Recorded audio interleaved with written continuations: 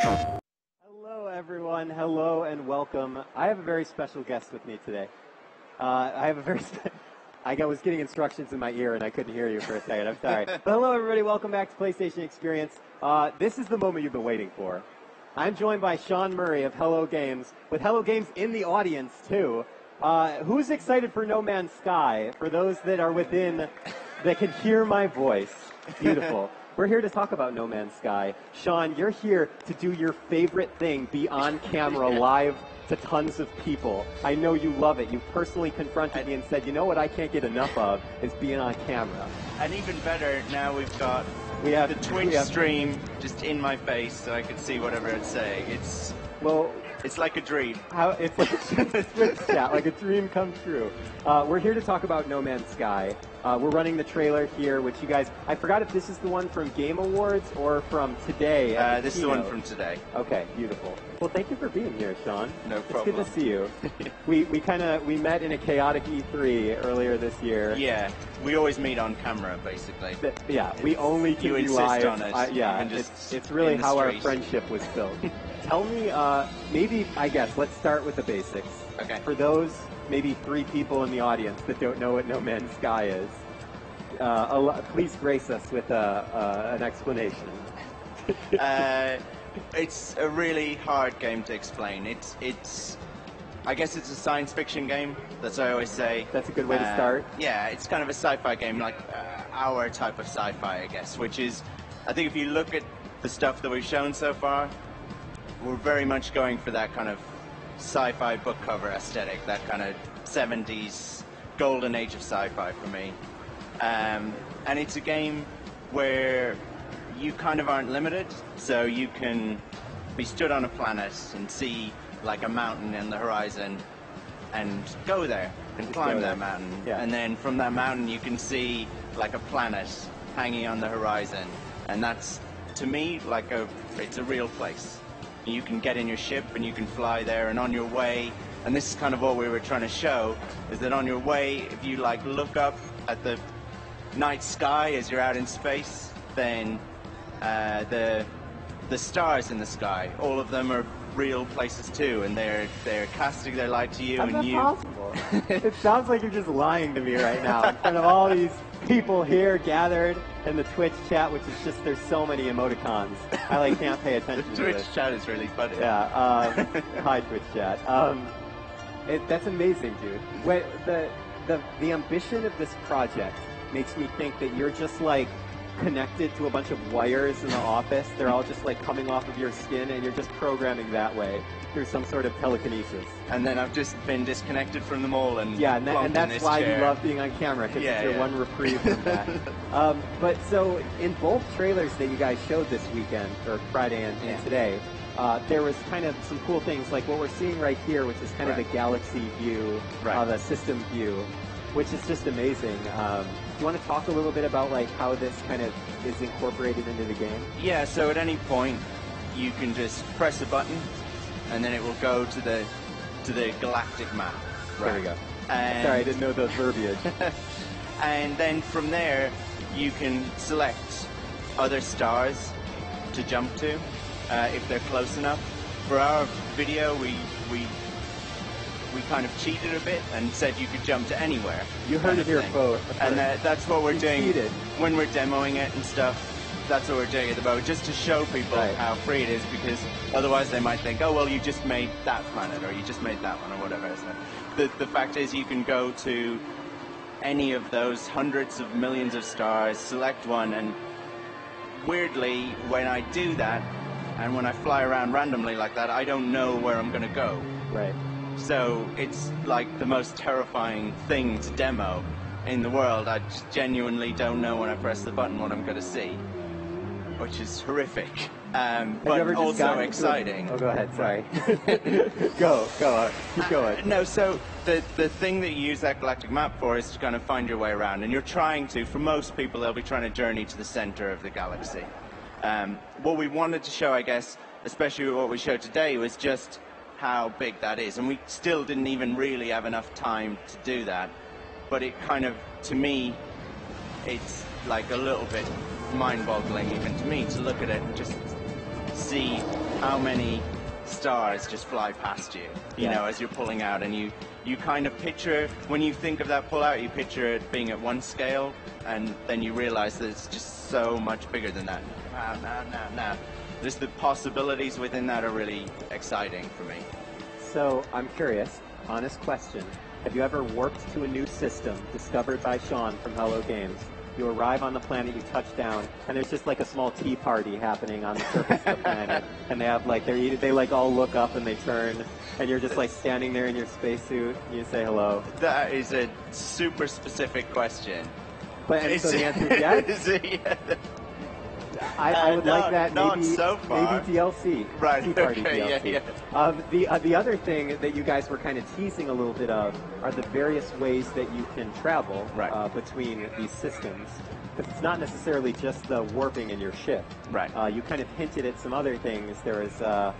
I don't know what it is. I don't know if you can talk about it, but there looked like there was some sort of technology in place that allowed you to jump from the human, like the point of view perspective. Yeah, we don't want to spoil it, I guess, and we want people to put their own interpretations on things. But I guess in my head, it's like, you know, it's alien technology, right? And we wanted to show off, I think, the more alien side of things. Like, it's like we're easing people into No Man's Sky. So when we showed it first, we always showed kind of like fish and things that look like sharks and things that look like deer and dinosaurs, because we wanted to choose planets specifically that had those things because we wanted people to feel comfortable and understand what the game was. Because actually you can go to some planets and you can be underwater, but it doesn't look like underwater anymore because the creatures don't look like fish, and water can be made of things other than like water, you know. So that could be confusing for people, and so we tried to stick to things that were more grounded. Slowly we're kind of peeling that back, and we're letting people see a little bit more of the kind of more alien creatures, alien buildings, technologies, things like that that are created. You know, you see that in those kind of weird flying creatures. You know, and somebody was asking me what those were, and like the reality is I don't know. They're just a creature. They're beautiful flying creatures. Yeah. I don't think we should label them. I think they should be. Well, that is genuinely, somebody will find them, and then they will get to label them, and that's kind of cool. Cool. All right, so I'm still trying to wrap my mind around. One of the things actually that I've heard you mention before, and as you just mentioned earlier, was that you guys, your team kind of suspects that the player populace will work its way towards the center of No Man's Sky. Is there can you talk about how that's directed? I mean, with a game that's so kind of being created as people explore and play, how do you direct them sort of towards the center? So, if people don't want to do that, then they don't have to at all. It's totally about people being able to express themselves, play the game whatever way they want. And I like that. I like that it's kind of an experiment, you know. But there are reasons why it would naturally happen. So, like, you start off with a ship. It's a very basic ship. What's the ship's name? Well, we might start people off with different ships. We don't know. But I can name it? If you discover it, yeah. Okay, perfect. So it can be the Free Willy. Perfect. All right, keep going. That's specific again, yes. But yeah. Okay. So, and you can go and find a tea party in it. Perfect. I'm sold. You search the galaxy for tea parties. I've lost my train of thought after that. I'm so sorry. You start off with a really basic ship on the outside edge of the galaxy. So for most people, they would like a better ship. Better ship, you will be able to warp further. You will have better weapons. You will have perhaps a bigger cargo space if you're a trader or something like that. So you'll want a better ship. There aren't that many good ships on the outside edge of the galaxy. Okay. Right, so that's one reason you might travel. As you traveled, you might find that things were becoming more and more dangerous, because that's just naturally something that happens towards the center of the galaxy. So you'll want better weapons, you'll want a more upgraded suit, which is what you have down on the planet. You have a weapon with you on the planet, so you'll want to upgrade those things. And those upgrades are generally more towards the center. You can gather resources. Those resources will be worth more at the center. Ships will be more expensive at the center, but they'll be better and more capable. So you're going to need those resources. You're going to need to do things that are more worthwhile, and that naturally drags you on that journey. But you don't have to go on that. That's just kind of, it's just one way to play the game. One of many ways, it sounds like. I mean, you guys have really put a lot, you put worlds into this game.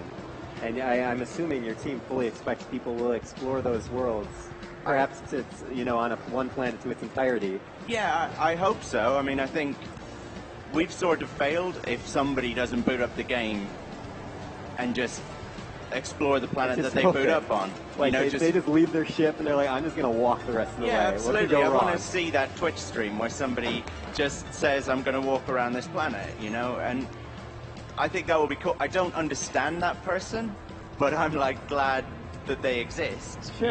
And I will probably watch that stream kind of sort of fascinated. Yeah. And then you'll get back to your cyber chamber and coding the game. Yeah, infinitely. What else do you kind of either hope for or expect from the community once this game is in players' hands? Like, honestly, sometimes that's the terrifying thing. Like, we don't know how people will play it. I kind of expect, like, spokes to form. That's kind of what I think will happen, that people will start exploring on a route towards the center of the galaxy, and then other people will be drawn towards that route. Okay. Because naturally things have been discovered there, so they know more of what they can see and what they can find. So I think that will happen, and some people will go to those, will gravitate to those kind of spokes towards the center and follow that path. And then other people will kind of have the opposite mentality and think, I just don't want to be where anyone else has been, and I'm kind of an explorer, frontiersman or whatever, and I will go to where there's, where no one's ever been before. That's kind of how I hope it'll happen, but I have no way of knowing. People might decide not to explore at all. Everyone might head to the same spot. I don't know, and that's kind of, I'm cool with that. Like, it's scary, but like that's interesting too. Okay. Now let's say No Man's Sky releases at an undisclosed time, and you as a player, you embark on your own journey, because I'm sure you will also be playing as well as continuing your work. What do you see yourself doing? I kind of want to know what Sean Murray's game plan is once you boot up. So when we have people playing it now, the tendency for people to think is that they want to be a trader, actually, and I always find that weird. A lot of people want to be traders. There's a lot of focus in people thinking about the game as an explorer or whatever. I tend to be more on the, like, combat side of things. Okay. And I enjoy that side of the game, which is actually in some ways quite arcadey. And that's me. I'm just that person. But the reality is, when I see myself playing through, I think a good analogy is like Han Solo kind of thing, right? Perfect. So a little bit of a trader, a little bit of an explorer. Right. Fights when he has to. A lot of charming. Well, yeah. Yeah. Let's just be honest. Yeah. And he shot first. That is the part that comes naturally. That's what I've heard. Yeah. And your team on No Man's Sky is very small. Yeah. You're a small independent studio. It's in where I forgot, not in Guildford. London, right? It's Guildford, yeah, okay. where everyone is, Media Molecule and Supermassive, and we know those guys. What may I ask what it's like for the team to kind of wrap itself around such an ambitious and core design that, as you kind of say, is... I don't know. They're right there. They look fine. They're smiling. They're alive, which is really the best sign. So we all flew out together. There used to be just 4 of us working on it in the early days. Now there's more. Right. We still, like, everyone flew out and they fitted across, like, the an airport row, row basically. We used to be just in the center bit, kind of thing. For the full sides too. So it's a pretty small team, and like these last few weeks and the build-up to this have been pretty crazy, but we had a lot more than we wanted to show, and we wanted to show people. And I think there's naturally like this pressure you know. But also, as one of the guys was saying to me, it's amazing to think if you're working on something, it's going to be on a massive screen. This screen, you know? in fact. Yeah. Right now. Or the screen next door. door. We can't take it back. I mean, it's happening. Yeah. Twitch chat's having a field day. And that's like brilliant.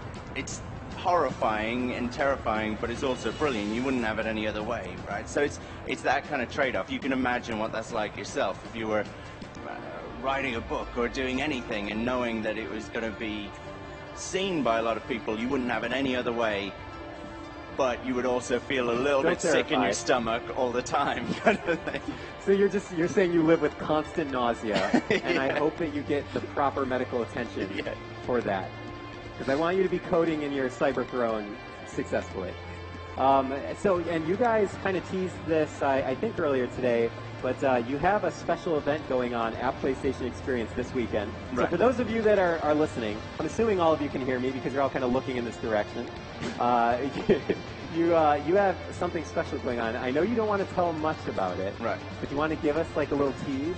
Yeah, so some cool things. We're going to show a bunch more of the game, and we're going to have 65 Days of Static there tonight, which is really cool. They were playing last night at the TGAs, Which and I is thought they were amazing. I thought So they were awesome. cool. Yeah, and it'll be good for more people to experience that. I hope people come along here, but It's where at I think it will be really 9 cool. p.m., right? 9 I'm going p.m. to point over there so everyone knows that's watching. But you at home, this doesn't help you at all. But I'm just pointing for the people that are watching us right now. It's in that direction. But it'll be streamed as well, and I think Perfect. that'll be cool to see, like new visuals, new side of the game, but also, like, Badass music. yeah, the band are like, it sounds weird, but like they're my favorite band, you know, and so it's this whole weekend is super weird for me. It's But weird because in of like that. a good way?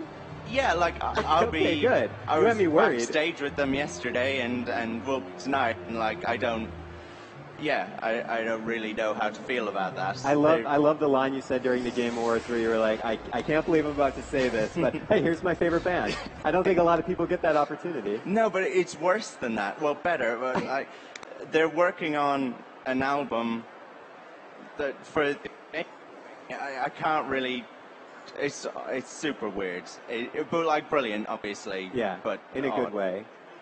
Do you have? I think we have a couple more minutes left. We have about 5 minutes. Okay, good. Okay. So in that time, what else kind of is boiling around in your mind as you guys are kind of? I feel like you've made a lot of progress in your secret lair in Guildford, and I know that you can't tell us a lot, but like how do you feel now compared to how you felt when you first announced it? I think was it at the VGAs? Yeah, right. VGX last year. VGX, sorry. Yeah, that was. I mean, it's been a weird 12 months, definitely. This, for us, I mean, some people might say, like, oh, just finish the game and stop trying to make videos of it and throw a concert and stuff like Stop that. coming to Vegas Yeah. and just sit here on a stage with some weird guy. No, you're here to show the game off to all these people. Yeah, but we're showing off kind of some of the cool things about the game, and actually this is like a real big kind of development milestone for us and a really important one. I don't get into that too much, but like this is a big deal for us, not just where the game is at, right? And almost this weekend for me and certain stuff, there's like a celebration of that, like there's cool things that are happening, like stuff that we haven't talked about, like the band making the album, for instance. We're going to use that album. Like a few people have asked, how does that work in this game?